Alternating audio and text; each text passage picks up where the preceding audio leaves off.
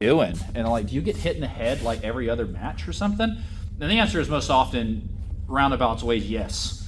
But the mask, if you're getting hit in the head that much, then there's something up with your training that's failing you. You need to stop getting hit in the head so much. Stop running in, stop just letting them hit you. Your training partner might just be being a jerk for something. We don't know. What the point is something's going wrong. Because your mask, like a climbing rope, is there to save your life. You don't climb the cliff by holding onto the rope and climbing like that. You climb the cliff. And if you fall, the rope catches you. So it's there for. And eventually the rope wears out and you have to get another one. But not because you've been climbing on it or purposely falling just to see if it works. That's what the gear's for. The gear is your climbing rope, your harness, and your carabiner. And those things are there to save your life, not to help you climb. This is not armor. This is safety gear. This is personal protection. That's what this is for. This is not a helmet. This is a safety mask.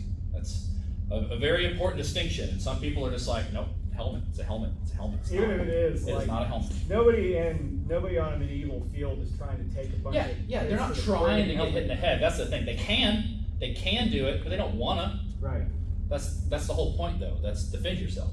Right. Defend yourself. You're still going to get concussed. Yeah.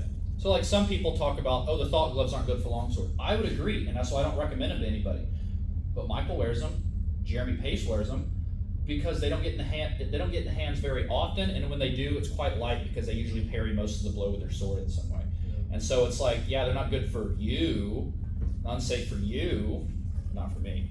I don't use them because I get hit in the hands enough that I'm like, I ain't trying to break my fingers, but he may break them like he is trying to break his fingers. Yeah, right. But my point here is that like this safety gear is very subjective in the way that we use it, and people who are like, nope, this stuff is concussions all the time. I was like, there's something going wrong in your training that's causing you to get hit in the head so often, right. And it's probably you. You probably suck, and no one has the balls to tell you.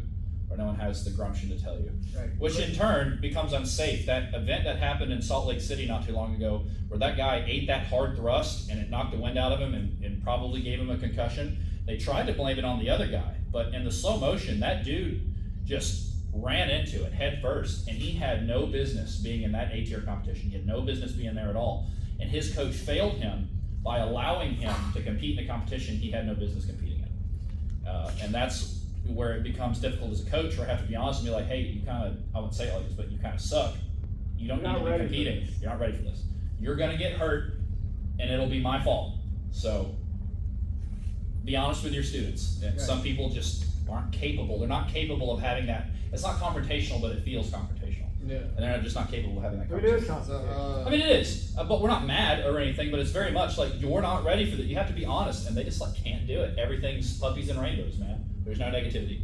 Negativity is seen as, negative, but it's seen as like always like detrimental negative. I find it very difficult to deal with people who just like, I find it very difficult to like open conversations with people who obviously lack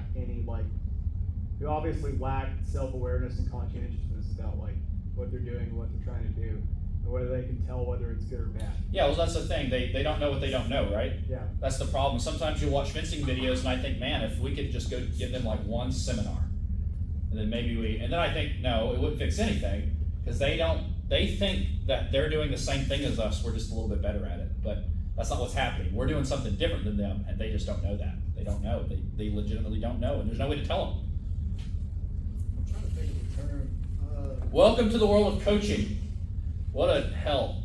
Oh, damn it, it's all right. It's not too bad. What's up? You're